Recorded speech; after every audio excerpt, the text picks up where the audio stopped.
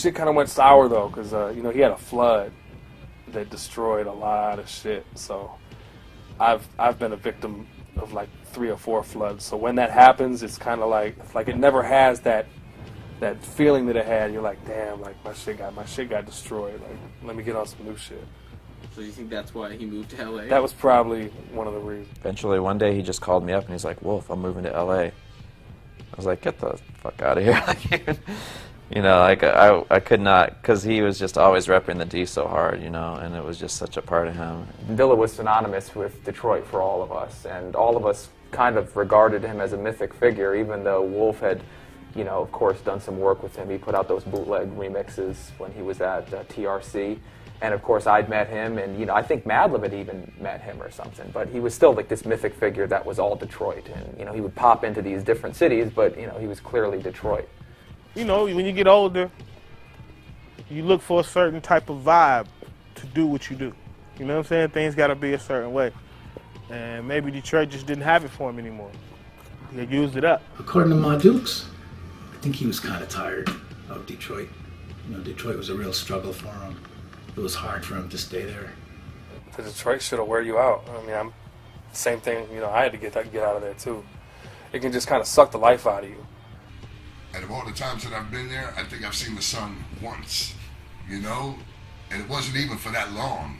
You know, it's either snowing, raining, or overcast. Period. That's the D. Cats get tired of that cold and the winter and the rain and all that shit, and they just want to get as far away as possible without leaving the country and come out here and just get the love that they never got in their own city. You know, I mean, musicians throughout the history, like way before hip-hop, the same shit's been going on for a long time. But you look at Marvin Gaye, the whole Motown scene, even before that, you go back to the era of cats like Paul Humphrey. But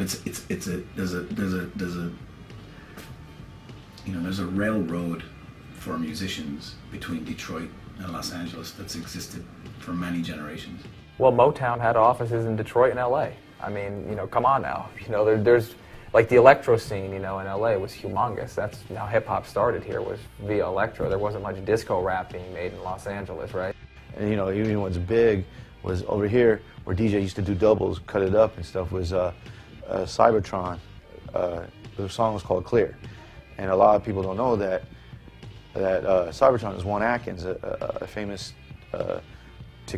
Detroit techno producer. They had the electro thing kind of going with the parallels to like Cybertron and Egyptian Lover. Like Juan Atkins and Egyptian Lover are good friends, and they were kind of making the similar music, even though geographically it's so far away. So you know, there was that going on in the early '80s and mid '80s, and with Dilla and Madlib, you know, I think they kind of continued that tradition.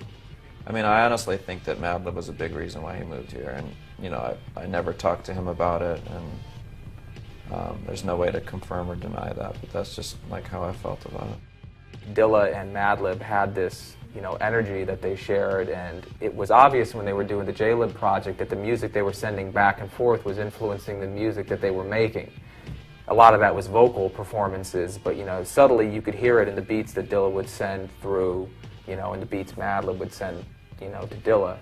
And one of the tracks on the J-Lib record that always struck me as something that was influenced by Madlib was that beat that Percy P rapped over for that interlude on the record. You know, chopped up drums, like, you know, super distorted vocal exclamations coming in and out. That reminded me of something, you know, that Madlib had influenced.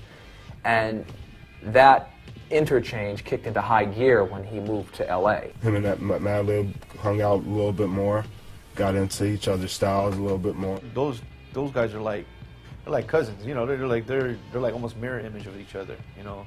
In some ways, yin and yang. Like Dilla's a little bit more outspoken than Madlib and stuff, but their spirits are the same. It's like it's. I even just remember just chilling in the back. I forgot what show it was, and we're chilling in the back. You hear Dilla go, yeah, and then you hear Madlib going, woo, woo. You know, just one words, but they all communicate already exactly how you know they're just like. You know, they'd be like giving each other pounds and then just smoke and just like laugh. you know, just you don't have to have full conversation. It's almost like you watch them; they already know how they already know what they're talking, you know, thinking already. You know, they're just like, you know, like it's funny. I think they're both kind of we're aliens as far as like they're just really out of this world. I mean, nobody makes music as well as they do, and I think Dilla felt like, wow, there's finally a guy that I can relate to. You know, it's like I think when you're that talented, you get really lonely. Like there's nobody else on earth that can relate to you, and they just they just had that music bond that was like really strong.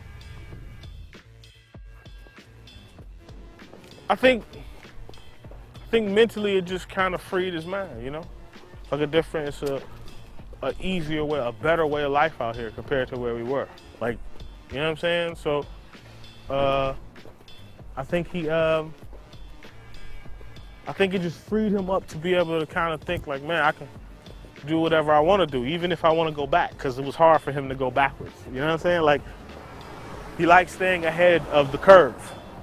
But, you know, donuts was really loops and breaks. You know, I think moving out here from Detroit and leaving the studio behind him, you know, like a very fine, beautiful studio with a very killer Pro Tools setup that he had built up over time and taken a lot of that record company money and put it into the studio, and then leaving that behind, I think freed him up then to do the kind of work that he did when he was out here, which was much more like choppy, you know, sample oriented, just really about ideas. He'd already done so much with so many different artists as far as defining the Dilla sound before that I think he was probably sick of it at that point, and he was ready to just change things enough that he was going to define a new era. And so, yeah, he moved here, he limited himself to just the bare basics as far as tools that he needed. I think he was playing around with, you know, an MPC. I think he had a Korg Electribe drum machine that he brought over to my house a couple times, and he was really excited about that. You know, turntables, just some basic sampling, and maybe a couple keyboards. By the time I had started working with him, which was J-Lib, he was already starting to go for a raw, you know, he kept on wanting to go for that raw sound, and that's what he talks about in Donuts and J-Lib and everything else, and everything was just more lo-fi, more hard-hitting, less point on the drums, less gating on everything and cleaning everything up. He wasn't really going for that at that point. It was let the noise bleed, let things sound, you know, damaged and more destroyed, and that was kind of where he was coming from at that point.